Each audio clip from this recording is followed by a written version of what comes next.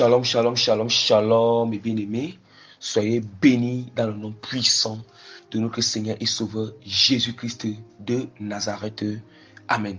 Que la grâce du salut soit votre partage, la grâce des fruits du Saint-Esprit, l'amour, la douceur, la joie, la paix, la patience, la bonté, la bienveillance, la maîtrise de soi, la fidélité, la foi soit votre partage, bien-aimé.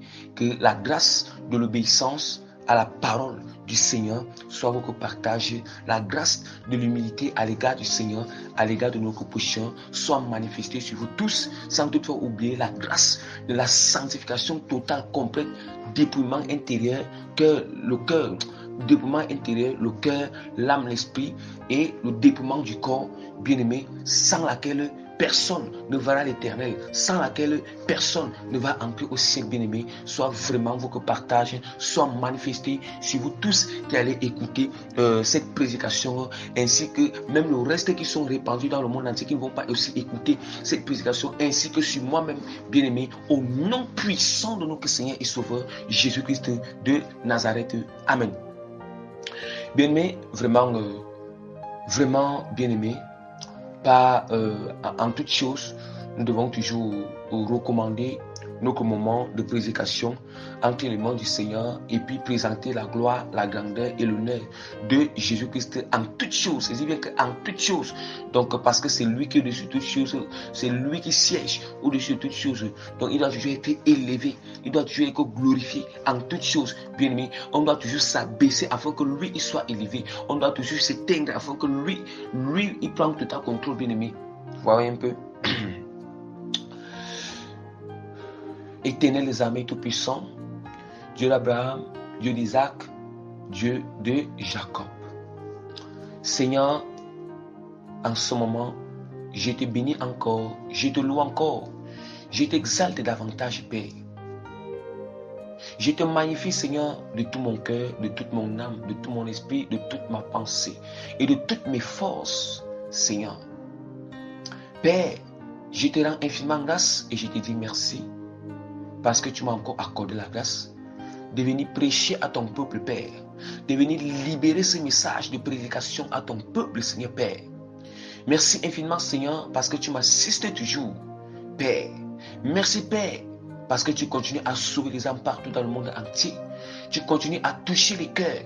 Tu continues à mener les âmes dans la sainte doctrine, Seigneur. Tu continues encore à utiliser encore tes serviteurs et des sentinelles, Seigneur, pour annoncer la bonne nouvelle partout dans le monde entier, Seigneur Père, qui touche les cœurs, Seigneur Père. Merci infiniment, Seigneur, parce que tu ne sommeilles, tu ne dors pas, Seigneur Père. Éternel Dieu, la Père Tout-Puissant. Seigneur, car tu dis c'est dans ta parole.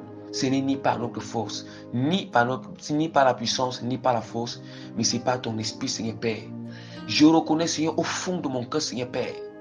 Seigneur, je reconnais au fond de mon cœur. Ce n'est ni par ma propre force, ce n'est ni par ma puissance, ce n'est ni, Seigneur, parce que je suis, Seigneur. Car, Seigneur, je ne connais rien, Seigneur. Je ne suis rien devant toi, Seigneur Père. Misérable que je suis dans ma chair, Seigneur. Minable que je suis dans ma chair, Seigneur. Père, Seigneur, boue et poussière, grain de sable, que je suis, Seigneur, devant toi, Seigneur Père. Oh, Seigneur, je m'éteins en ce moment, c'est afin que toi, Seigneur, tu puisses prendre total contrôle, Père. Que ma chair soit neutralisée en ce moment, et que le Saint-Esprit en ce moment se mouve, Père. Seigneur, je t'implore et t'en supplie, Seigneur, Père Tout-Puissant. Que le Saint-Esprit en ce moment vienne me remplir, Père. Le Saint vient se mouvoir pendant ce moment d'enseignement, Père. Le Saint se mouvoir maintenant dans mon cœur. Se mouvoir maintenant dans mon esprit, Père. Se mouvoir maintenant à travers cette prédication, Père. Au nom puissant de notre Seigneur Sauveur Jésus. Saint-Esprit, se mouvoir maintenant, Père. Seigneur.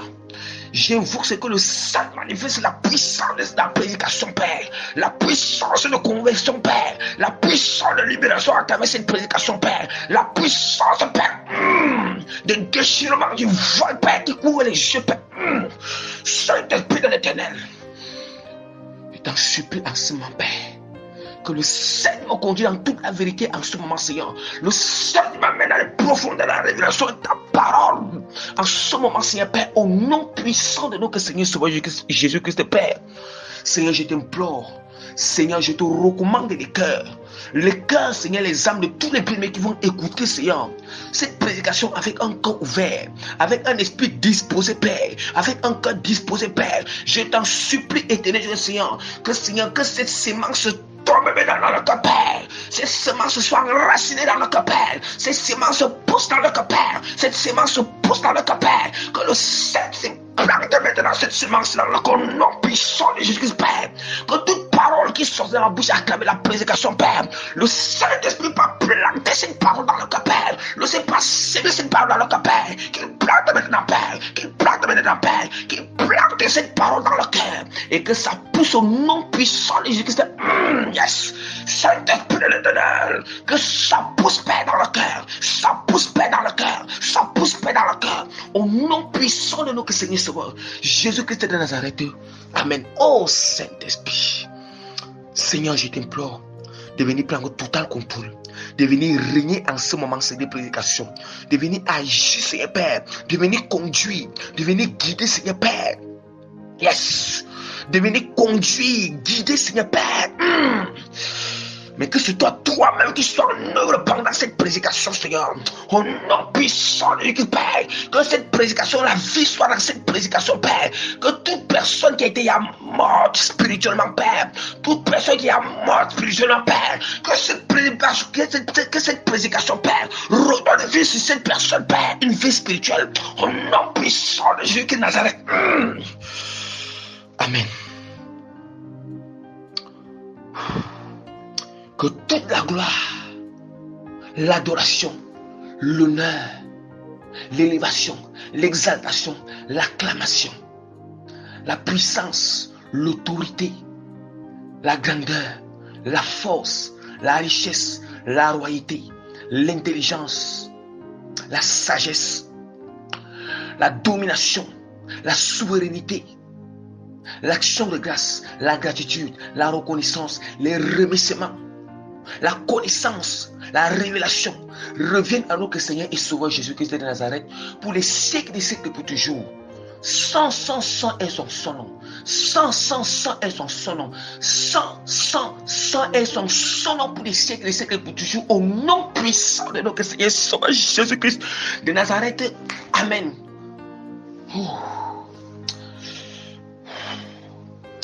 Bien-aimé, par la grâce que l'Éternel m'accorde, je dis bien que par la grâce que l'Éternel m'accorde, je me présente humblement comme le moindre et le simple parmi tous les serviteurs de Dieu, apôtres et prémices que le Seigneur a fait grâce d'appeler dans le ministère apostolique. Bien-aimé, en même temps vous que frères en Christ, bien-aimé, vous que frères en Christ. Bien-aimé, je répète toujours, si le Seigneur m'a appelé dans ce ministère, dans cette mission, c'est pour marcher, c'est pour faire sa volonté. Bien-aimé, c'est pour faire sa volonté, bien-aimé. Bien-aimé, quand on dit, Dieu donne une fonction, il donne une charge. On doit jouer le rôle de cette charge. On doit jouer le rôle de cette fonction, bien-aimé. On doit manifester cette fonction. Et si nous ne jouons pas comme il faut, bien-aimé, ça ne sert à rien. Dès que serviteur de Dieu, ça ne sert à rien qu'appeler homme de Dieu. Et même en même temps, ça ne sert à rien qu'appeler même frère ou sœur en Christ. Si tu n'obéis pas à la parole de Jésus, on se dit qu'on a cru en Christ. Mais comme je dis, j'aime toujours rappeler que le Seigneur, j'aime toujours rappeler que Dieu m'a appelé bien-aimé. Voilà. La vision à laquelle le Seigneur m'a appelé, la vision et le but de mener auquel le Seigneur m'a appelé dans ce ministère apostolique, c'est quoi? C'est de prêcher toute la vérité, de prêcher la repentance et le royaume des cieux. Prêcher la repentance et le royaume des cieux, bien-aimé.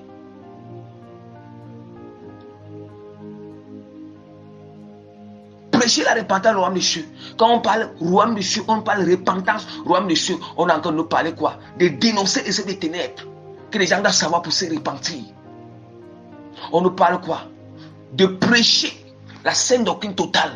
On nous parle quoi? De prêcher la venue de Christ. On nous parle quoi? De prêcher l'allemand de Christ. On nous parle quoi? De prêcher la sanctification totale, intérieur, extérieur, bien-aimé.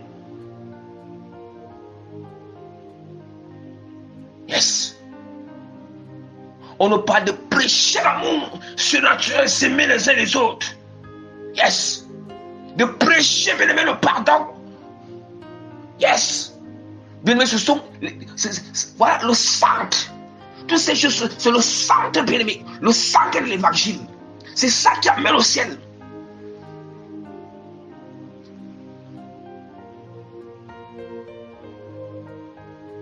Bien-aimé, c'est ça qui amène au ciel. Bien-aimé, le Seigneur m'accorde encore la grâce aujourd'hui de venir vraiment enseigner. Autant pour moi, de venir prêcher sur le thème de notre prédication qui est porté sur toute onction est soumise sous l'autorité de la parole de Dieu. Bien-aimé, le Seigneur, je sens que le Saint-Esprit va prêcher sur ce thème avec une très grande autorité, bien-aimé. Une très grande autorité sainte.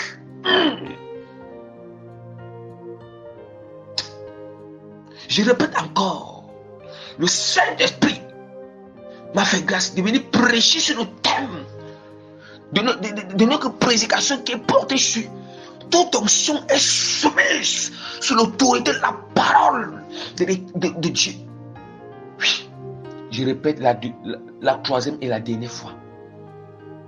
Il dit bien que le Seigneur m'a fait grâce de venir prêcher sur le thème de notre prédication qui est intitulé toute onction est soumise sous l'autorité de la parole de Dieu, bien-aimé. Bien-aimé, quand on parle d'onction ici, on nous parle des appels, on nous parle de l'appel de Dieu dans notre vie, on nous parle de l'appel de Dieu dans notre vie, on nous parle de la fonction que Dieu nous a appelés, on nous parle des dons spirituels que Dieu nous a donnés, on nous parle des bénédictions matérielles que Dieu nous a données. Des bénédictions matérielles que Dieu nous a données. On nous parle. Pardon, je m'excuse. On nous parle des bénédictions matérielles que Dieu nous a données, bien-aimés. Bien-aimés, on nous parle même des 5 ministères que Dieu nous a ordonnés. On nous parle, bien-aimés, on nous parle du diaconat. Bien-aimés, on nous parle de celles qui sont des chantres. On nous parle, en réalité, de toutes les fonctions dans l'église. Bien-aimés, écoutez, soyez attentifs. Soyez attentifs, bien-aimés, à cette prédication. Soyez attentifs, bien-aimés, à cette prédication. Aujourd'hui, nous allons voir que des gens pensent que leur don, leur onction, leur fonction dans le corps de Christ les donne la capacité d'être au-dessus de la parole.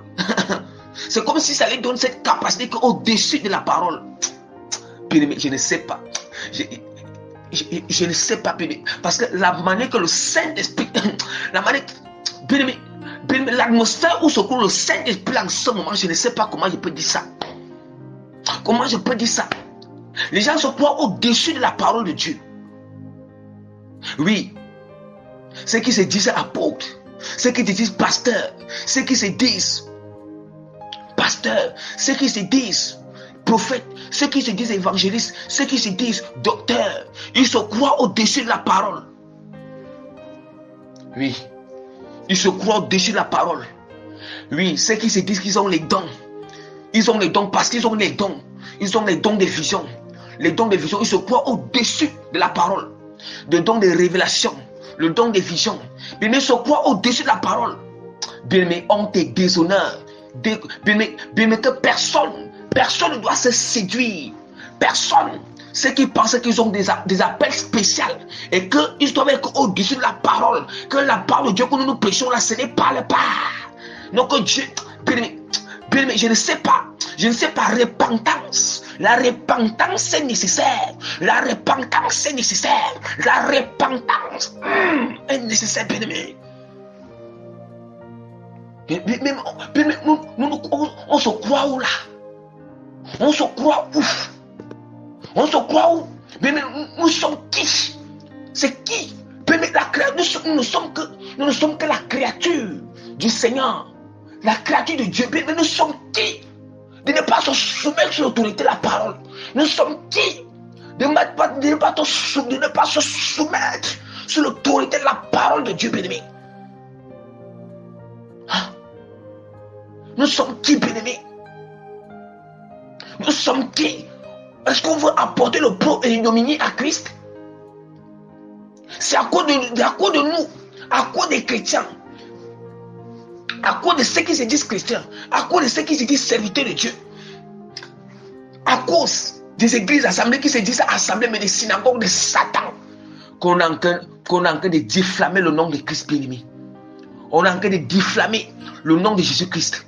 On est en train des gens n'arrivent plus à croire en Jésus-Christ comme Seigneur Sauveur. Des gens sont dans l'incrédulité. L'apostasie s'est installée. C'est à cause de cela qu'il y a eu diminution de la foi bien-aimée chez certaines personnes. Bien-aimé, la prédication continue. Ce n'est que nous ne sommes qu'au départ. La prédication continue, bien-aimé. Bien-aimé, pensez-vous que si vous voulez, croyez que c'est un homme qui est en train de parler. Mais, croyez, si vous voulez, n'ayez pas le discernement que c'est le Seigneur lui-même qui vient parler à travers moi, bien-aimé. Oui, ce jour, Dieu va montrer l'écran et va montrer comment cette prédication-ci là, comment tu écoutais au dernier jour. Aïe, aïe, aïe, aïe. Bien-aimés, nous continuons avec la prédication. Bien-aimés, nous allons d'abord ouvrir la parole de Dieu parce qu'on nous dit toujours que la loi est au témoignage. La loi est au témoignage. Bien-aimés, la parole de Dieu est très claire. La loi, c'est la parole de Dieu. Le témoignage, c'est la révélation que Dieu donne. Le témoignage, c'est l'inspiration que Dieu donne. Le témoignage, ça peut être la vision que Dieu donne. Le témoignage, ça peut être que, bien-aimé, que, en fait, donc, ça peut être que, bien-aimé, la connaissance. La connaissance que Dieu donne. Parce que quand Dieu donne une connaissance, c'est pour témoigner quelque chose. Pour témoigner ce qui est réel. Et maintenant, c'est la parole de Dieu doit venir soutenir ce que je suis en train de prêcher là. Il faut que la parole de Dieu doit soutenir cela. Afin que ça vous galvanise. Afin que ça doit vous convaincre. C'est pas un homme qui convainc, mais c'est la parole de l'Éternel qui convainc. Oh, la parole de Dieu dit que la parole que je vous ai donnée est esprit et vie. On dit que c'est le Saint-Esprit qui convainc. Et c'est la parole de Dieu, esprit et vie. Ça veut dire que c'est la parole qui peut convaincre vos cœurs bien-aimés. Alléluia. Saint-Esprit de l'Éternel. Yes. Bien-aimé. Alléluia. Bien-aimé, ouvrons rapidement la parole dans Colossiens. Colossiens chapitre 3, verset 25. Bien-aimé, vous connaîtrez la vérité et la vérité vous affranchira. Vous connaîtrez la vérité va affranchir. Yes, car la vérité vient. La vérité vient pour scanner ton cœur. La vérité vient pour scanner ton âme. La vérité vient pour scanner ton esprit. Yes. La vérité vient, ça scanne, bien-aimé. Ça vient, bien-aimé, pour venir révéler les ténèbres dans ta vie, bien-aimé.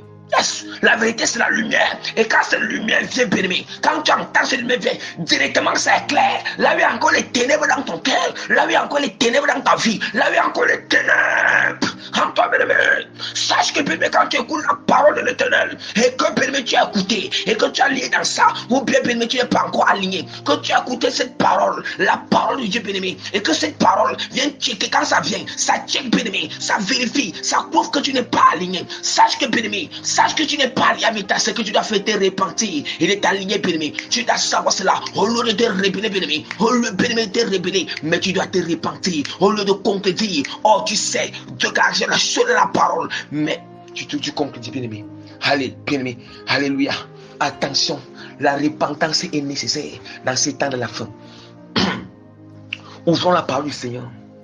Car celui qui agit injustement recevra selon son injustice. Il n'y a point d'acception de personne. Est-ce que nous entendons la parole bien-aimée? Est-ce qu'on entend? Bien-aimé, quand on entend la parole, j'aime toujours attirer l'attention qu'on peut entendre, mais il faut comprendre l'impact. On doit comprendre la portée, bien-aimé. Yes. On doit comprendre la portée. Oh, il n'y a pas d'impact. Il n'y a pas d'impact sans portée. Il n'y a pas d'impact sans portée, bien-aimé. Il faut d'abord la portée. Et maintenant, bien-aimé, après la portée, maintenant, on peut comprendre l'impact. Il faut d'abord comprendre la portée, bien-aimé, de ce passage, la portée de cette prédication. Après, maintenant, la portée, c'est là, maintenant, qui a l'impact, bien-aimé. L'impact, c'est quoi? L'impact, c'est ce que la parole va produire dans ton cœur. La parole de Dieu doit produire dans ton cœur. Bien, je vais vous expliquer pour vous compreniez mieux. Vous comprenez mieux. Je m'excuse un peu. Je vais prendre un exemple. Bien, n'est-ce pas, quand vous prenez, quand tu as un caillou, maintenant tu lances. Quand tu lances le caillou, disons que quand tu lances le caillou va quitter d'une distance à une autre distance. Oui, d'une distance à une autre distance. Et maintenant nous savons que le caillou doit aller tomber. Ça doit aller tomber au sol. Et quand le caillou va aller tomber maintenant, vous voyez que du fait que tu lances, bien, la distance, là où tu te places, la distance là où tu es placé, et là où le caillou peut tomber, c'est ça qu'on appelle la portée. C'est ça qu'on appelle la portée. Ça veut dire quoi? Ça veut dire que Dieu, comme je suis en train de prêcher, du moment où vous serez en train d'écouter cette prédication, ça veut dire que la parole qui sort dans cette prédication pour ancrer dans votre cœur, on appelle ça la portée. Donc il faut comprendre la portée de cette parole qui vient ancrer en toi. La parole que tu es en train d'écouter. Est-ce que nous comprenons? Maintenant, du fait que le caillou maintenant pas tomber au sol, c'est ça qu'on appelle l'impact. L'impact, ça veut dire que le caillou et le sol sont en contact. Yes. Et quand ils sont en contact, c'est l'impact, bien aimé. C'est la même chose, yes. Ça veut dire que lorsque la parole est tombée dans ton cœur, la graine est tombée dans ton cœur, la sémence est tombée dans ton cœur. Lorsque la parole entre dans ton cœur, ça veut dire qu'il y a un contact entre ton cœur et la parole que tu écoutes. C'est ça qu'on appelle l'impact. C'est ça qu'on appelle l'impact. Et c'est maintenant, tu ouvres le cœur à cette parole. Tu ouvres le cœur à cette parole. Et que cette parole touche ton cœur. Cette parole te transforme. C'est ça maintenant qu'on appelle l'impact. L'impact positif. L'impact positif, bien aimé. Yes. Mais est-ce que nous entendons? C'est ça. D'où maintenant je vous ai dit qu'il faut d'abord comprendre. Il faut d'abord comprendre la portée. Après avoir compris la portée du message, il faut aussi comprendre l'impactation qu'il y a derrière ce message. L'impactation qu'il y a derrière cette prédication. Alléluia, bien-aimé. Excusez-moi. Ne soyez jamais... Qu'est-ce que je peux dire là? Ne soyez, bien-aimé, ne soyez pas scandalisés. Je suis obligé parce que le feu de prédication, le feu de embrasse les eaux, bien-aimés, embrasse le cœur, embrasse l'âme, embrasse, bien-aimé, et le pompage d'inspiration est à l'esclave. Saint-Esprit de l'Éternel, continuons, bien-aimé, à pécher. La parole de Dieu est claire. Car l'Éternel, votre Dieu est le Dieu de Dieu, le Seigneur des Seigneurs, le Dieu grand, fort et terrible, bien-aimé, qui ne fait point exception de personne et qui ne reçoit point de présents. Écoutons très bien. Ici, c'est Deutéronome, chapitre 10, verset 17.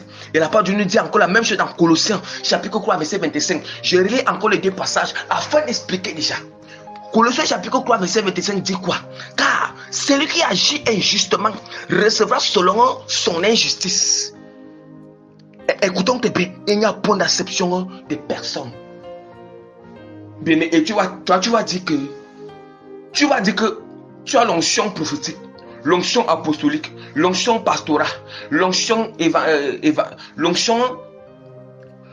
évangélique, bien-aimé. Tu as l'onction évangélique, tu as l'onction doctorale, bien-aimé. Mais toi, tu veux agir injustement. C'est quelconque la parole. Oui, tu vas dire que tu as ton appel. Dans ton appel, tu dis que tu n'as pas d'appel. Mais tu agis. C'est qui contre la parole. Oh, agis contre la parole. Tu es en train d'agir injustement. Écoutons que bien. Tu es en train d'agir injustement. Les gens qui... Tu es en train d'agir injustement, bien-aimé. Je vais vous le dire quelque chose. Il y a ce qu'on appelle... Je vous le dis quelque oui. Chacun a son appel. C'est vrai. Chacun a son appel, chacun ses dons. Mais c'est... Chacun a son appel, chacun ses dons. Et Dieu utilise chacun de sa manière. Mais sachez que, bien-aimé, ce qui est général, ce qui doit être général, ce qui doit être général, ce qui doit être général, c'est la parole du Seigneur. Et la parole de Dieu est générale. C'est la même parole qui doit nous réunir. C'est la même parole de Dieu qui doit nous assembler, qui nous réunit, bien-aimé. Nous tous, quand ce soit tu as quel appel, quand ce soit tu as quel don, quand ce soit tu as quel ministère, quand ce soit, bien-aimé, nous devons être soumis, nous tous doivons être soumis sur l'autorité de la parole.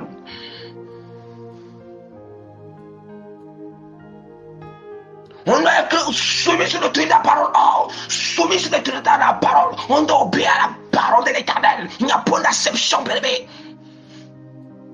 Il n'y a pas d'acception. Beaucoup vont se retrouver en enfer parce qu'ils disaient que non, j'ai ma part d'appel. Non, moi, j'ai ma part de don. J'ai ma part. Non, le Seigneur a ma manière de m'utiliser. Non, le Seigneur. Oui, Dieu a sa manière d'utiliser chacun. Mais sachez que si tu prends ça comme une manière que non.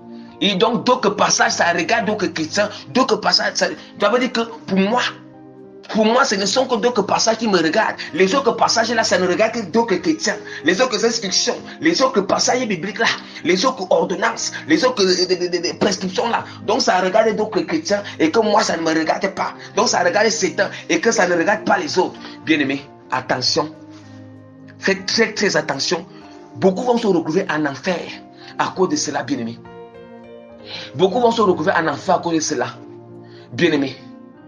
Bien-aimé, je dis encore, malheur à moi, si je ne prêche pas toute la vérité et je ne mets pas cette vérité en pratique. Je dis que malheur à moi-même. Bien-aimé, je commence avec moi-même. Malheur à moi-même si je ne prêche pas toute la vérité et je ne le mets pas en pratique, bien-aimé. Je ne mets pas ça en pratique. Il ne suffit pas seulement de prêcher, mais de mettre ça en pratique. Malheur, c'est que c'est l'enfer qui m'attend, bien-aimé. C'est l'enfer qui m'attend, bien-aimé. Je ne caresse pas. Je ne suis pas là, bien-aimé. Je ne suis pas dit que malheur à moi-même. Si je ne prêche pas toute la vérité, je ne mets pas cette vérité en pratique. Je ne mets pas cette vérité en pratique. Bien-aimé, Dieu ne fait pas d'acception. Dieu ne fait pas d'acception. Dieu ne fait pas d'acception, bien-aimé. Est-ce que nous entendons? Que ce soit toi, serviteur de Dieu, que ce soit des frères et sœurs, que ce soit tu sois qui dans le corps de Christ, une fois que tu as accepté Christ, il n'y a pas d'acception. Il n'y a pas d'acception. On doit se soumettre nous tous à la parole de l'Éternel. Soumettre nous tous à la volonté de l'Éternel. Oui. Où tu es aligné, où tu n'es pas aligné, où tu es aligné, où tu n'es pas aligné.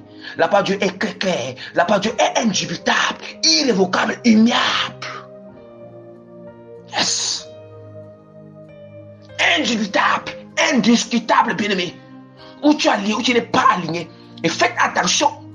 Je dis aux chrétiens, les chrétiens doivent faire très très attention de combattre la vérité. Très très attention de combattre la vérité. Mais si la vérité t'a déjà atteint, la vérité a atteint tes oreilles, et que cette vérité-là est dure, tu comprends cette vérité est dure de bien apprendre cette vérité, et que cela vient de la parole, bien-aimé, il est nécessaire que tu ne combattes pas cette vérité. Il est nécessaire que vraiment de demander la force à Dieu de t'aider à mettre cette vérité en pratique.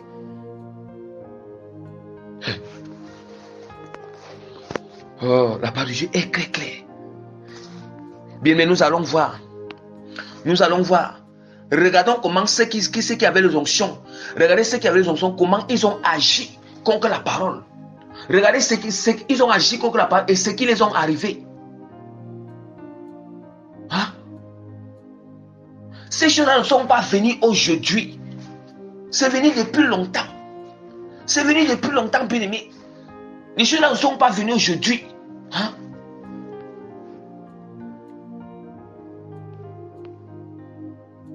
Ouvrons la parole de Dieu rapidement. Ouvrons la parole de Dieu rapidement dans Deutéronome, chapitre 17, verset 14 à 17. Je lis au nom puissant de Jésus-Christ. Lorsque tu seras entré, au fur et à mesure que je lise, je vais prêcher une fois. Lorsque tu seras entré dans le pays que l'Éternel ton Dieu te donne, lorsque tu posséderas et que tu y auras établi ta demeure, et que tu diras, je vais mettre un roi sur moi, comme toi, comme toutes les nations qui m'entourent. Tu mettras sur toi un roi que choisira l'Éternel. Voilà, un roi que choisira l'Éternel. Ça veut dire que là, c'est que choisi par Dieu, tu es loin de l'Éternel. Écoutons très bien ce que Dieu dit. C'est pour que vous compreniez que personne, tout chrétien toute personne qui a cru en Jésus, qui est converti, Dieu a donné une fonction à chaque chrétien. Or, dans chaque fonction que Dieu donne à chaque chrétien, il oint ce chrétien dans cette fonction. Il oint ce chrétien dans cette fonction.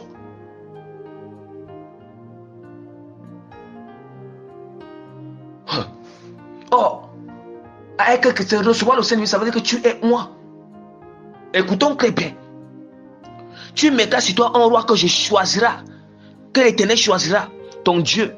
Tu prendras un roi du milieu de tes frères et tu ne pourras pas te donner un étranger qui ne soit pas ton frère. Mais qu'il n'ait pas un grand nombre de cheveux et qu'il ne ramène pas le peuple en Égypte pour avoir beaucoup de cheveux. Voilà. Pour avoir beaucoup de cheveux. Donc il ne ramène pas son peuple en Égypte. Or, l'Égypte c'est quoi? L'Égypte c'est le monde. Mais nous allons voir Jésus, il y en a tellement de frères et sœurs qui ont ramené. Ça veut dire que pour eux, comment ils ont le don. Ils ne pratiquent pas, des gens qui ne pratiquent pas la parole de Dieu. Ils sont en train de faire, ils ramènent les autres au monde. Nous allons voir que des serviteurs de Dieu sont en train de ramener les autres chrétiens dans le monde, le système du monde. Par leur manière, plus ils se disent qu'ils ont l'onction. L'onction qui n'est pas soumise à la parole de Dieu. Bien, mais personne ne peut apporter le propre et l'ignominie dans le corps de Christ. Loin de là. Personne, toute personne qui va apporter le propre et l'ignominie dans la sainteté de Christ, la sainte aucune bien-aimée, la personne va porter sa propre honte. Personne ne peut donner honte à Jésus-Christ. Personne.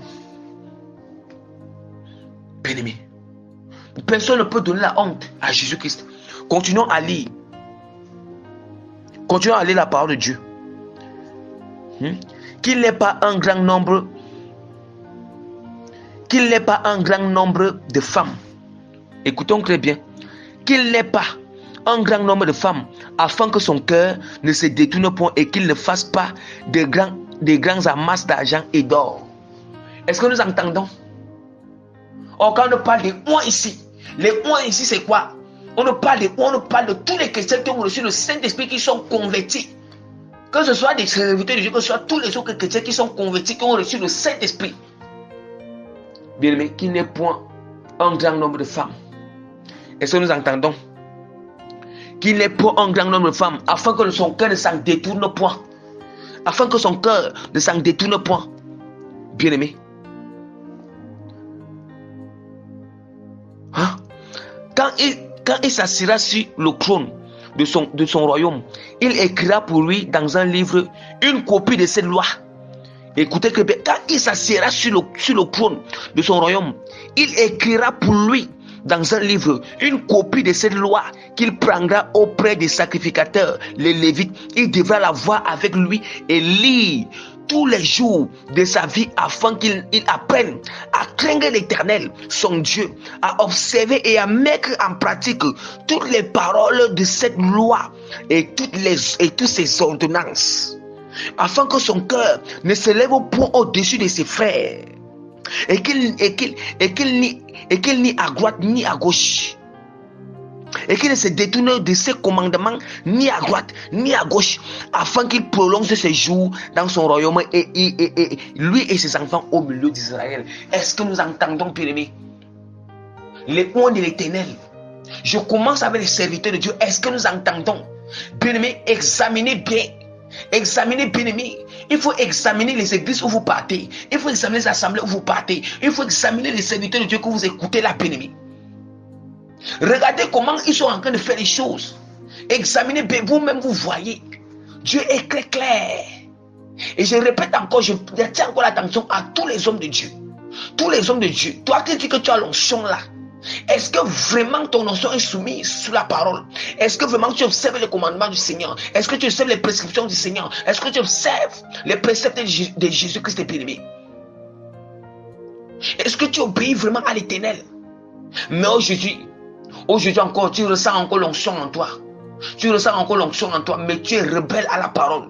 Quelle onction, bien-aimé? Dis-moi, c'est quelle onction? C'est quelle onction, bien-aimé? C'est quelle onction de Jésus-Christ? C'est quel Saint-Esprit, bien-aimé, qui ne marche pas ensemble à la parole? C'est quel Saint-Esprit que tu as et qui ne te demande pas de mettre sa parole en pratique? C'est quel Saint-Esprit que tu as, bien-aimé, et qui ne t'amène pas à te soumettre sous l'autorité de la parole, à te soumettre sur à l'obéissance, la parole de Dieu? Attention. Attention. Attention. On dit que quoi? Attention. Bien-aimé. Bien-aimé, attention. Attention. Attention. J'ai mon appel. J'ai mon ministère. Nous allons voir même aujourd'hui que chacun a sa part de vision. Mais la vision doit être unique. C'est le que non, moi j'ai ma part de vision que Dieu m'a donnée. Moi j'ai ma part. On doit avoir une vision unique. Cette vision unique, c'est quoi? C'est prêcher la repentance et le royaume des cieux. La repentance du royaume des cieux, c'est la vision unique de tous les serviteurs de Dieu. Hein? Quelle est cette vision qui n'amène pas les âmes au ciel? Quelle est cette vision où, bien-aimé, il n'y a pas la repentance et le royaume des cieux? Hein? Oui. Dieu peut utiliser chacun à sa manière. Mais sachez que nous tous, on doit être soumis à la parole de Dieu. Mais sachez que personne ne doit se mettre au-dessus de la parole. Oui, nous pouvons être nombreux et Dieu peut utiliser chacun de sa manière.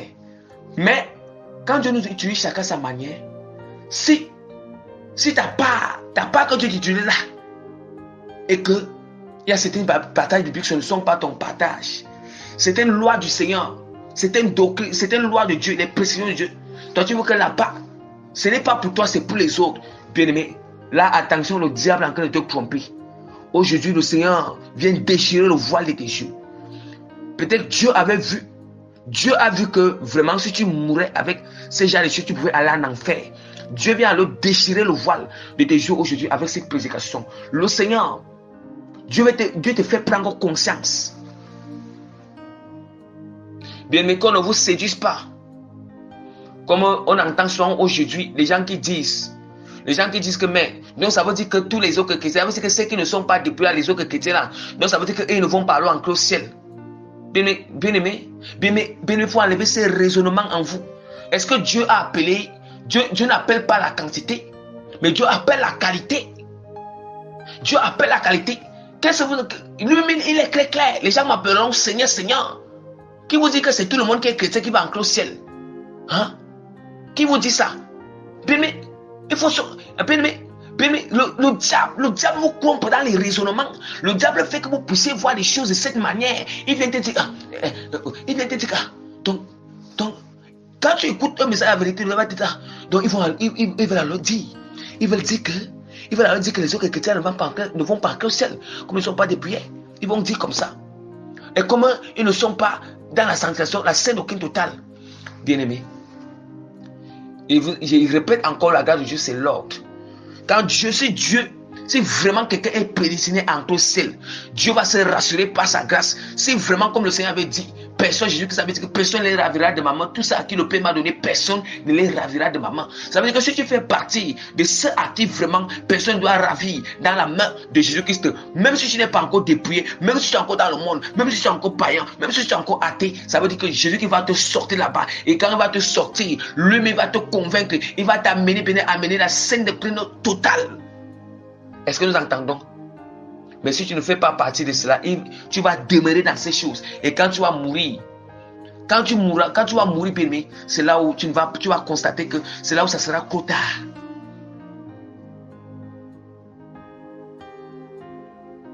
Oui. Bien-aimé, tout ce que les gens font là, ils ne manifestent que des dons. Nous allons voir aujourd'hui, non. Comment quelqu'un... Bien-aimé, ce n'est pas parce que Dieu nous montre les visions, le paradis et l'enfer, ou bien il nous montre vraiment des visions spéciales, ou bien vraiment il nous donne des connaissances spéciales, une sagesse spéciale, bien, et là où on pense dire que le don, et là où on pense dire qu'on va entrer au ciel, jamais, jamais, si tu ne mets pas la parole de Dieu en pratique, tu n'entres pas au ciel. Tu n'entres pas au ciel. Et la grâce excellente du Seigneur qui nous amène en au ciel, il nous accorde la grâce de mettre la parole de Dieu en pratique. Là où on ne parvenait pas à mettre, il nous fait cette grâce. Puis nous comprenons la portée et l'impact du message, de ce message de prédication. Hein? De ce message de prédication, comprenons cela. Hein? C'est très clair. La parole de Dieu est très claire, indubitable. Indubitable. Mais on doit prêcher là-bas avec puissance, autorité. Yes. On dit que Jésus-Christ lui-même, il enseignait ayant comme autorité, mais pas comme les scribes. Oh, les scribes, quand les scribes enseignent, les scribes aujourd'hui sont les théologiens. Mais la parole est morte. Ils viennent vous donner des discours. Ils vous donnent des discours théologiques, des discours de la théologie.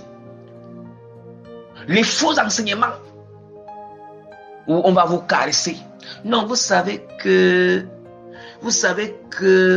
la grâce, non, ce n'est pas quand on dit que vraiment que quand la parole de Dieu dit que ceci, non, ce n'est pas que je ne dois pas exagérer, c'est parce que tu ne dois pas, c'est parce que non. Donc voilà des discours que vous voulez entendre. Oui, vous voulez entendre ces discours.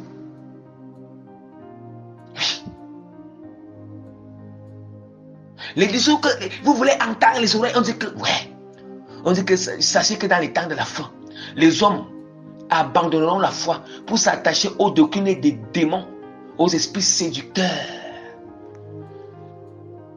Et par exemple, je nous dis encore que dans les derniers jours, les gens auront la démangeaison. Ils auront la démangeaison d'entendre.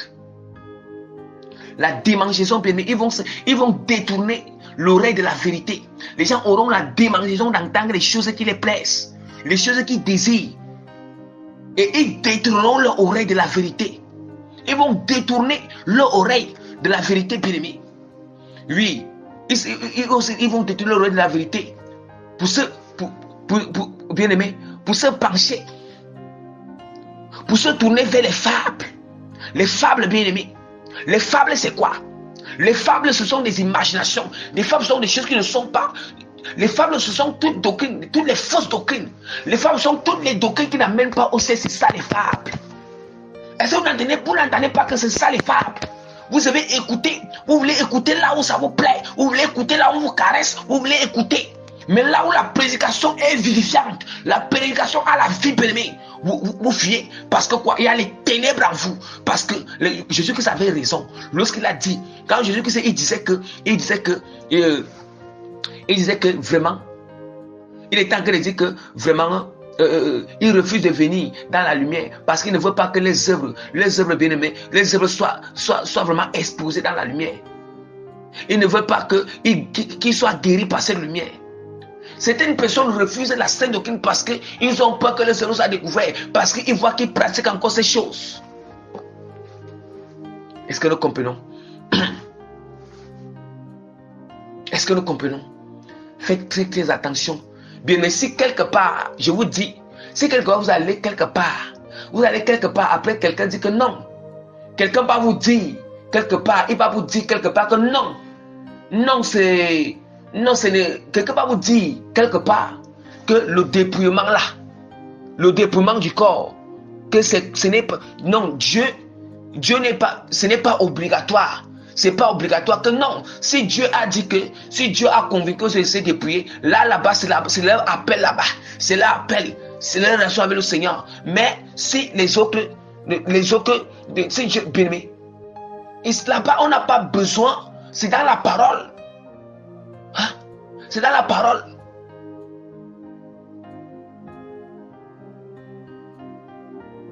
Mais depuis même que ceux-là sont en train de prêcher, alors, sont en train de prêcher, c'est-à-dire qu'ils prêchent la sensation du cœur. Pourquoi même ceux qui sont dans les églises, la voix lâche? Pourquoi même comme ça? Hein? Dieu, il veut que la coupe doit être propre à l'intérieur et à l'extérieur. C'est très clair. C'est ce que Jésus-Christ a dit. La coupe, c'est nous. La coupe doit être propre à l'intérieur et à l'extérieur. Bien aimé, la coupe doit être propre à l'intérieur et à l'extérieur. Or, si la coupe est déjà propre à l'intérieur, l'extérieur sera propre. On ne doit pas ne nous détrompons pas. Autant pour moi, je m'excuse. Ne nous séduisons pas, ne nous trompons pas nous-mêmes. Hein? Ne nous séduisons pas nous-mêmes. On ne doit pas se séduire. On ne doit pas se séduire, bien aimé. Je vais encore ouvrir la parole du Dieu rapidement. Je vais ouvrir la parole du Dieu rapidement dans 2 Samuel. 2 Samuel chapitre 11. Chapitre 11 verset 2 à 18. Verset 2 à 18, je lis au nom puissant de Jésus-Christ. Au nom puissant de Jésus-Christ de Nazareth.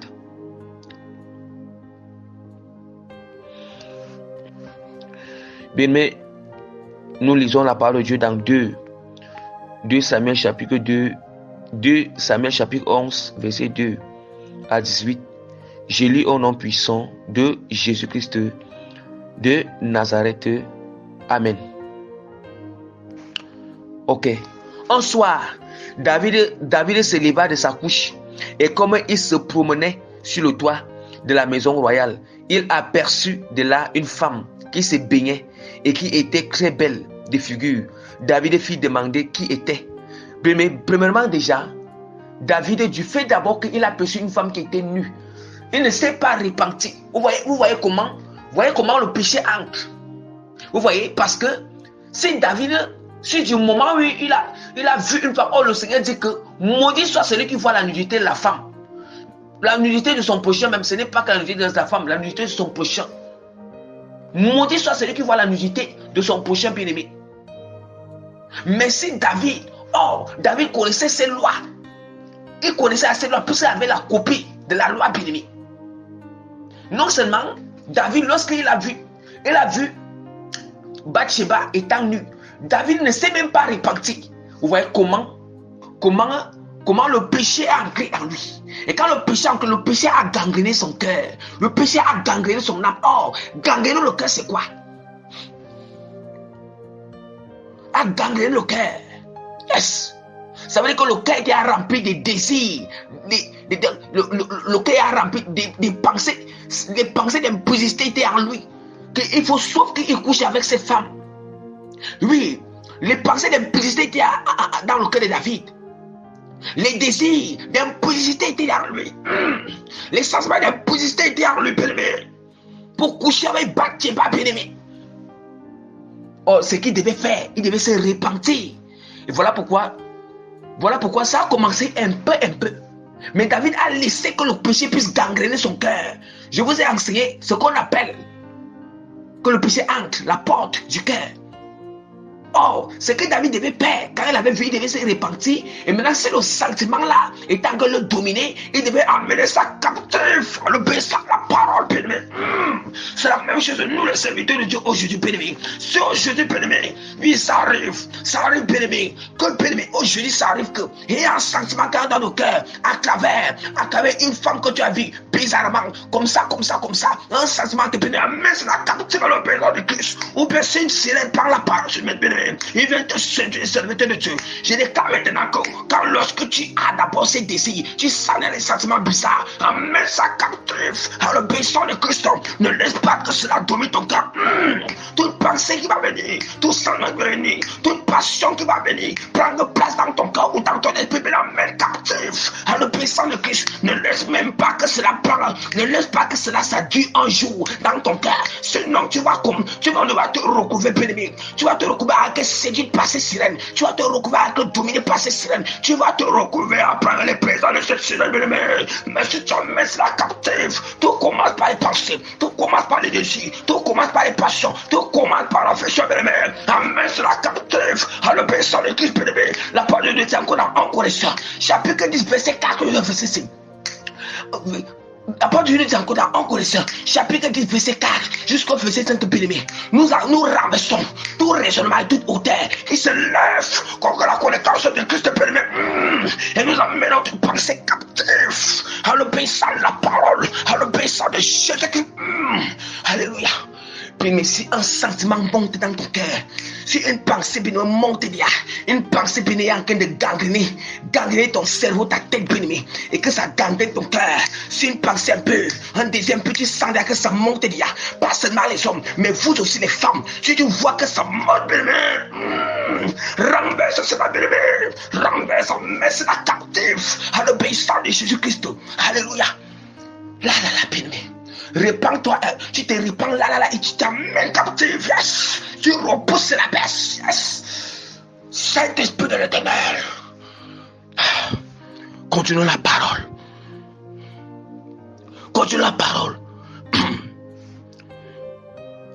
David, après on dit qu'un soir, écoutons très bien, on lui dit que David fit demander qui était cette femme. On lui dit, n'est-ce pas Bathsheba, fille d'Eliam, femme d'Uri, le Héthien. Et David envoya des gens pour la chercher. Elle vint vers lui et il coucha avec elle. Vous voyez que parce que David n'a pas combattu, il ne s'est pas d'abord repenti. Vous voyez comment un premier péché produit le deuxième péché. Regardez, parce qu'il ne s'est pas repenti dès le départ du fait qu'il a vu sa nudité, il fallait qu'il se repente. Vous voyez que David est en train d'aller contre la parole. Il se dit qu'il est roi. Il a l'onction royale. Là, en ce moment, il est en train de mettre son onction au-dessus de la parole, au-dessus de la loi. Nous allons voir des conséquences qui sont arrivées à David, bien qu'il s'était repenti. Bien, mais nous blaguons, bien aimés. Après avoir été purifiée et sa souillure, elle retourna dans sa maison. Cette femme devint enceinte et elle fit dire à David, et je suis enceinte. Alors David expédia cet ordre à Joab, envoie-moi Uri le Héthien. Et Joab envoya Uri à David. Uri se rendit auprès de David, qui interrogea sur l'état de Joab, sur l'état du peuple et sur l'état de la guerre. Puis David dit à Uri, descends dans ta maison et lave tes pieds. Uri sortit de la maison royale et il fut suivi d'un présent du roi. Mais Uri se coucha à la porte de la maison royale avec tous les serviteurs de son maître et il ne descendit point dans sa maison. On en informa David. On lui dit, Uri n'est pas descendu dans sa maison. Et David dit à Uri, n'arrives-tu pas de voyage? Pourquoi n'es-tu pas descendu de ta maison? Uri répondit à David, l'âge et Israël et Juda habitent sous des tentes. Mon Seigneur, Joab et les serviteurs de mon Seigneur campent en race. Campe et moi j'entrerai dans ma maison pour manger et boire et pour coucher avec ma femme. Aussi vrai que tu es vivant et que ton âme est vivante, je ne ferai point cela. David dit à Uri, reste ici encore aujourd'hui et demain je te renverrai. Et Uri resta à Jérusalem ce jour-là et le lendemain David l'invita à manger et à boire en sa présence et il en livra. Et le soir, Uri sortit pour se mettre à sa couche avec les serviteurs de son maître. Mais il ne descendit point dans sa maison. Le lendemain matin, David écrivit une lettre à Joab et l'envoya par la main d'Uri. Il écrivit dans cette lettre: place Uri au plus haut du combat et retirez-vous de lui afin qu'il soit frappé et qu'il meure. Joab en assiégé la ville, plaça Uri à l'endroit qu'ils avaient défendu par des veillards soldats. Les hommes et la ville vint une sortie et se battit contre Joab. Plusieurs tombèrent parmi le peuple, parmi les serviteurs de David, et Uri, le Héthien, fut aussi tué. Joab envoya un messager pour faire rapport à David de tout ce qui s'était passé dans le combat. Bien-aimés, nous voyons comment David, le premier péché a commencé du fait que David a vu la nudité de Bathsheba. Or, il fallait que David se répande là directement. Lorsqu'il a vu cette nudité, il a d'abord vu avec les yeux. Lorsqu'il a vu avec les yeux directement, il y a les pensées impures. Le fait qu'elle avait vu, ça veut dire que c'est comme si, voilà comment les pensées impures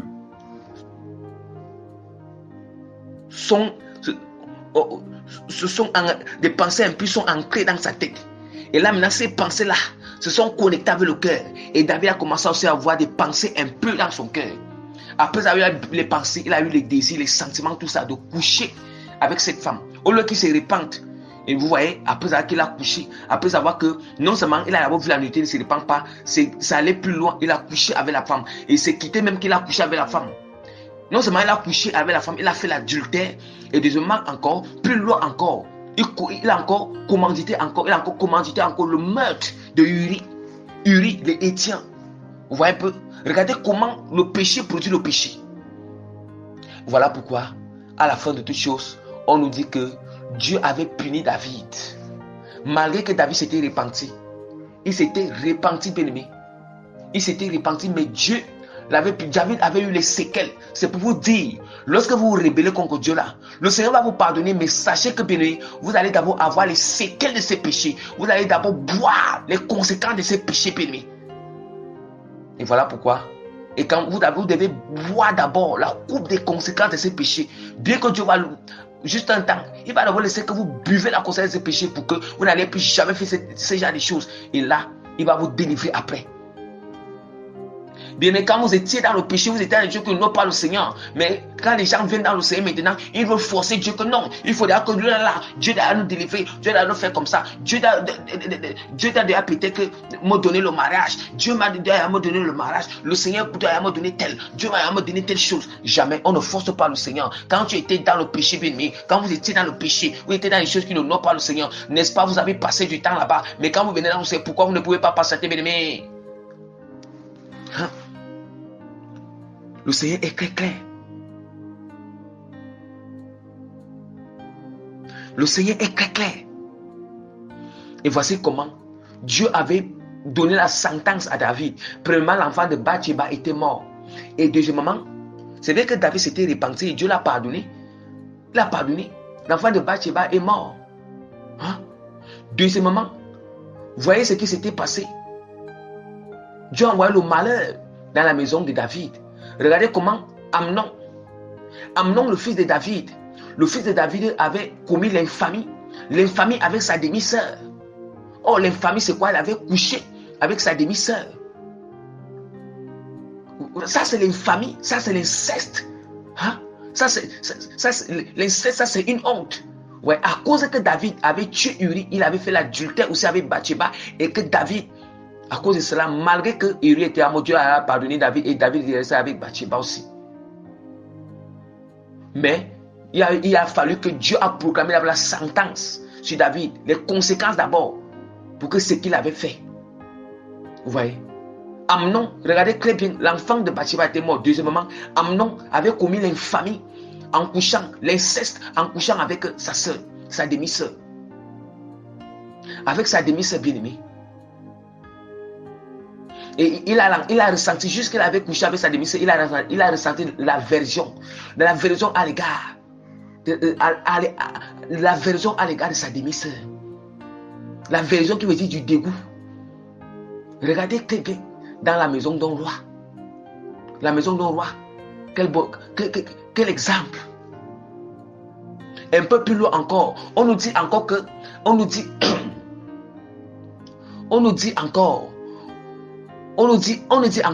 Absalom, c'est Absalom qui était le frère de la demi-sœur de Amnon. Absalom était son frère. Donc Absalom était aussi en même temps le demi-frère de Amnon. Vous voyez comment on dit que maintenant Absalom avait tué Amnon du fait que Amnon avait couché avec sa demi-sœur et il a traité sa demi-sœur comme une prostituée. Regardez comment les conséquences étaient retombées sur David, dans la maison de David. Il y a aussi eu meurtre dans sa maison. Un peu plus loin encore, regardez encore comment Absalom encore avait fait un coup d'état pour prendre la royauté de David. Et David était d'abord quitté à Jérusalem pour un temps. Et puis écoutez très bien, vous qui blaguez avec le péché, vous qui blaguez là, quand on vous dit mettez la porte du après, vous ne voulez pas. Vous pensez que Dieu a manqué la mort à David. David n'est pas mort. Dieu a pardonné David. David s'est reparti, Dieu a pardonné à David. Mais ça n'empêchait pas que les conséquences, il y avait les faits de ses péchés. Vous pensez que si Dieu n'aimait pas David, David allait mourir. Parce que David a fait un grand péché et c'était même encore dans l'ancienne alliance. Donc sachez que quand le Seigneur vous aime, sachez qu'il y a aussi des conséquences des péchés. Il nous pardonne, mais des conséquences, il y aura les faits. Les faits pour un temps. Absalom encore, il a fait le coup d'état. Il a pris encore la royauté de David pour un temps. Pour un temps, David est sorti en flèche. Il est sorti en flèche de Jérusalem. Et juste après, on dit encore que même Absalom il avait encore été tué parce qu'Absalom allait en bataille pour aller livrer bataille avec David et son armée. Et là maintenant, Joab avait tué Absalom aussi. Absalom, le fils de David. Regardez comment David avait perdu. Il avait perdu Amnon. Il avait encore perdu Absalom. Avec l'infamie qui s'était passée. Voilà. Et les gens blaguent. C'est combien de fois David s'était repenti, il y a eu des répercussions, des conséquences, malgré qu'il s'était repenti, malgré Dieu a eu l'amour, il a eu la compassion, il a pardonné, il n'a pas tué. Mais il y a eu des conséquences, des répercussions, bien aimés. Des répercussions. Voilà pourquoi aujourd'hui nous allons voir que quand on était dans le monde et tout ça, tous ces péchés qu'on faisait, il y a certains qui ont ces répercussions. Arrêtez ces répercussions, ce n'est pas que Dieu ne t'aime pas, Dieu t'aime. Mais il laisse ça pour un temps, mais il va te délivrer. Mais avant le temps que tu obéis à sa parole. Sachez que Dieu ne va pas te délivrer de toutes ces conséquences une fois. Il va d'abord laisser ça pour un temps afin que tu apprennes à mettre sa parole en pratique, afin que tu sois conscient que le péché n'est pas une bonne chose, afin que demain, quand tu vas retourner dans tes vomis, tu vas d'abord te poser des questions, tu vas d'abord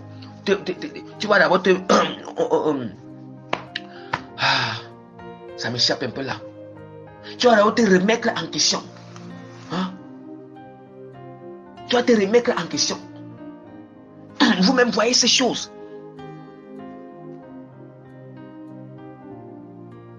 Regardez. Parce que quoi? Parce que David s'était mis au-dessus de la parole de Dieu. Il s'était élevé lui-même au-dessus de la parole. La parole de Dieu qui dit qu'on ne doit pas voir la nudité de la femme. Ou que par là, il se répand. Il allait plus loin encore, fait l'adultère. Prendre la femme d'autrui même et fait l'adultère.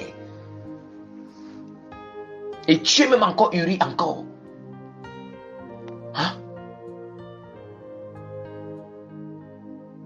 Pourquoi il ne devait pas subir aussi les conséquences de ses actes? Malgré que Dieu l'a pardonné. Oh, David a fait preuve de sagesse et preuve d'humilité. Il s'est repenti. Mais donc aujourd'hui, il ne se repentait même pas. Voilà pourquoi c'était comme c'était comme Saül. Saül, il ne se repentait pas, mais il continuait dans les mêmes rébellions. Par contre, David, il avait fait, il s'était repenti. Il n'a plus jamais commis ce genre de péché. Vous voyez, par contre, Saül, il se repentait souvent. Dès que Dieu lui donne tel péché, il se répand après. Il se dit, ce n'est même pas la repentance, il se dit qu'il se répand, mais il refait encore la même rébellion encore, les mêmes choses encore. Vous voyez, c'était la différence. Voilà pourquoi Dieu avait dit que David était selon son cœur. David était selon son cœur. En fait, l'homme selon le cœur de Dieu, c'est celui-là qui connaît s'humilier devant Dieu, reconnaît ses péchés et se repentir, se détourner de ça. Et ne plus refaire la même chose, ne plus demeurer dans ses péchés. Voilà l'homme selon le cœur du Seigneur. Qui ne retourne plus dans les vomis.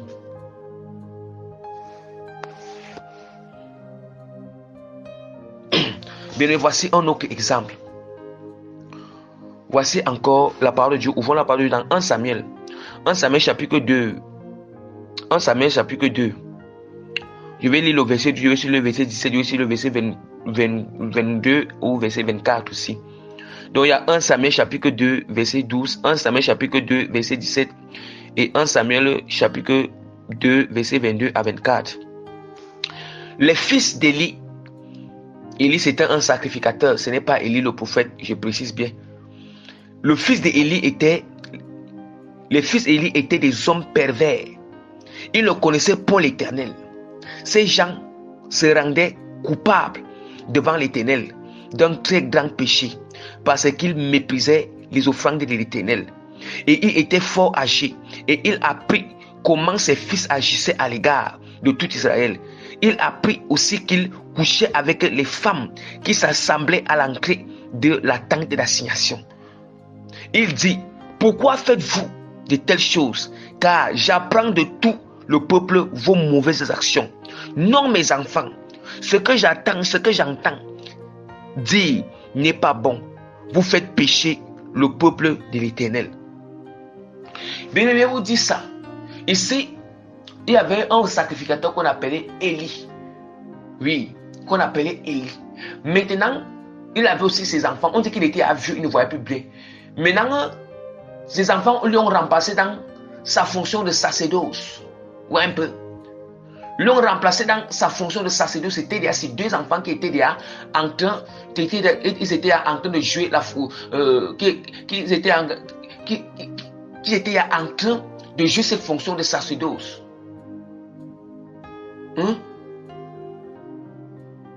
Cette fonction de sacrificature. Mais on dit que ils n'étaient pas en train, ces enfants-là qui étaient ces sacrificateurs, c'était sacrificateur, il n'était pas en train de marcher comme Dieu avait donné les instructions, comment est-ce qu'on doit faire la sacrificature, comment le sacerdoce va se passer. Il ne respectait pas les instructions de Dieu, il ne respectait pas. Or, quand tu es sacrificateur, tu es honte par l'Éternel, tu es choisi par l'Éternel. Mais vous voyez comment on dit qu'ils étaient en train de coucher avec les femmes.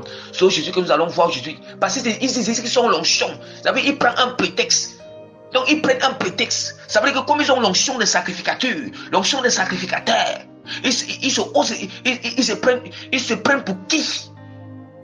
C'est ça que nous voyons aujourd'hui. Nous allons voir aujourd'hui. Nous allons voir des hommes de Dieu, comment ils ont été choisis, ils ont l'onction. Nous allons voir les frères et les sœurs, comme ils ont des frères et des sœurs, comme ils ont vraiment les dons spirituels et tout ça. Ils se prennent au-dessus de la parole du Seigneur. Ils se prennent au-dessus de la parole. Au point, on se dit que oui, ces hommes de Dieu-là, au point, ils passent le temps à coucher avec les femmes. À coucher avec les femmes.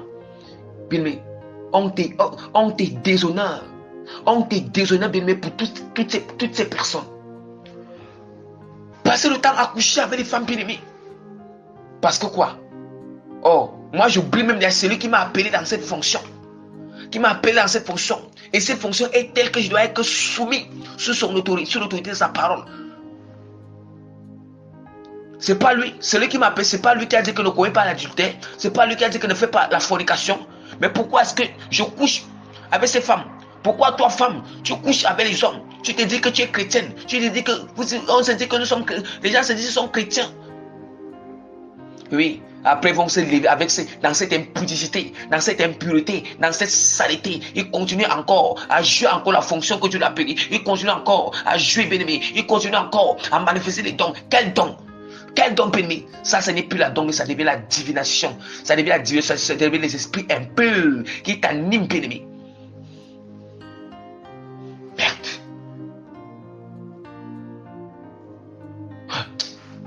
Les gens blaguent. Les gens blaguent. Les gens blaguent, mes bien-aimés. Les gens blaguent. Continuons bien-aimés. On dit que si on empêche, il continue à dire à ses fils, si on empêche contre un autre homme, Dieu le jugera. Mais s'il pêche contre l'Éternel, qui intercédera pour lui? Et il n'écoutera point la voix. Il n'écoutait point la voix de leur père, car l'Éternel voulait les faire mourir. Ah. L'Éternel voulait les faire mourir. Est-ce que nous entendons, bien-aimés?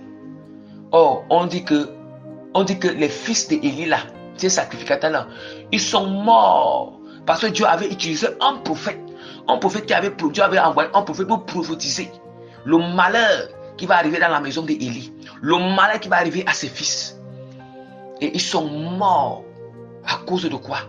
À cause que, bien aimé, oh, ils avaient l'onction. Vous voyez qu'ils ont l'onction. Ils ont une fonction que Dieu les a appelés. Ils ont l'onction. Mais ils sont morts bien qu'ils avaient l'onction, ils sont morts. Pourquoi? Parce que l'onction n'était plus soumise sous l'autorité de la parole, n'était plus soumise à la volonté de Dieu, n'était plus soumise. Vous voyez? Donc, je vous assure, vous, les frères et sœurs, vous qui avez les dons là, bien le don ne peut pas amener quelqu'un au ciel. Mais si tu mets la parole de Dieu en pratique, c'est ça qui va t'amener au ciel. Si tu pratiques la volonté de Dieu, c'est ça qui va t'amener au ciel. Ne te séduis pas si tu as le don de vision. Ne te séduis pas sur le don de prophétie. Ne te séduis pas sur le don de la parole de connaissance. Ne te séduis pas sur le don de la parole de sagesse.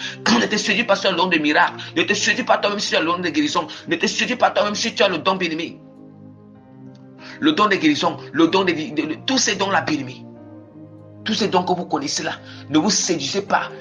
Ne vous séduisez pas pour dire que non, tu vas manifester ce don sans te soumettre sur l'autorité de la parole, sans te soumettre sur la volonté de Dieu.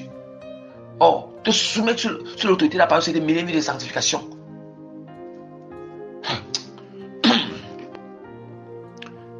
Bien, mais lisons rapidement la parole de Dieu dans Matthieu chapitre 7, verset 21. Matthieu chapitre 7, verset 21 jusqu'au verset 27. J'ai lu au nom puissant de Jésus-Christ. Ceux qui me disent Seigneur, Seigneur, n'entreront pas tous dans le royaume des cieux, mais celui-là seul qui fait la volonté de mon Père qui est dans les cieux. Il n'a pas dit que ceux qui ont reçu l'onction, ceux qui ont reçu le don, entreront tous dans le royaume des cieux, mais il dit que c'est ceux qui font la volonté du Seigneur qui entreront dans le royaume des cieux.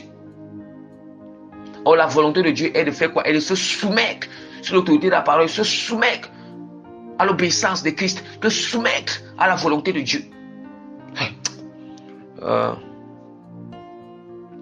Plusieurs me diront en ce jour-là, Seigneur, Seigneur, n'avons-nous pas prophétisé par ton nom? N'avons-nous pas chassé les démons par ton nom? Oui, ici, ils sont en train de parler des dons que Dieu les a donnés. Le Seigneur les a donné les dons, ils ont manifesté les dons, mais ils ont manifesté dans le péché. Écoutons que ce que le Seigneur Jésus dit. Alors je les dirai ouvertement, je ne vous ai jamais connu. Retirez-vous de moi, vous qui commettez l'iniquité. Retirez-vous de moi, vous qui commettez l'iniquité. Vous voyez, malgré qu'ils avaient le don, ils avaient l'onction, ils étaient dans les fonctions du Seigneur. Mais parce qu'ils commettaient l'iniquité, ils pratiquaient le péché. Ils n'étaient pas soumis sous l'autorité de la parole. Oh, pratiquer le péché, mélanger le péché avec l'onction que Dieu t'a donné, ça veut dire que tu n'es pas soumis à la parole. C'est pourquoi quiconque entend ces paroles, je dis, quiconque entend ces paroles que je dis et les met en pratique, sera semblable à un homme prudent qui a bâti sa maison sur le roc. La pluie est tombée, les torrents sont venus, les vents ont soufflé et se sont jetés contre cette maison. Elle n'est point tombée parce qu'elle était fondée sur le roc. Mais quiconque entend ces paroles que je dis et ne les met pas en pratique sera semblable à un homme insensé qui a bâti sa maison sur le sable. La pluie est tombée, les torrents sont venus, les vents ont soufflé, ont battu cette maison et elle est tombée. Mais vous voyez dire que si tu ne mets pas la parole de Dieu en pratique, ça veut dire que toutes les tentations que Dieu va apporter dans ta vie, tu vas tomber. Ça veut dire que c'est plus facile pour toi, tu es une proie de l'ennemi. Une proie de Dieu est facile à tomber dans le péché. Tout ce qui va venir, tu vas tomber, bien-aimé. Par contre, c'est lui qui met la parole de Dieu en pratique. Quand il met la parole de Dieu en pratique, quand l'ennemi vient tenter, l'ennemi vient avec toutes ces choses, il demeure. Il vient les persécuter, les attaques, il demeure. dans la parole du Seigneur. Comment une maison bâtie sur le roc. Voilà, bien-aimés. Voilà la prédication, bien-aimés, d'aujourd'hui. Que le Seigneur fait grâce. Donc, que l'Éternel vous bénisse. Soyez bénis dans le nom puissant de Jésus-Christ. Je prie que le Seigneur transforme vos cœurs. Dieu continue à vous convaincre à travers ces prédications au nom puissant de notre Seigneur et Sauveur Jésus-Christ de Nazareth. Amen.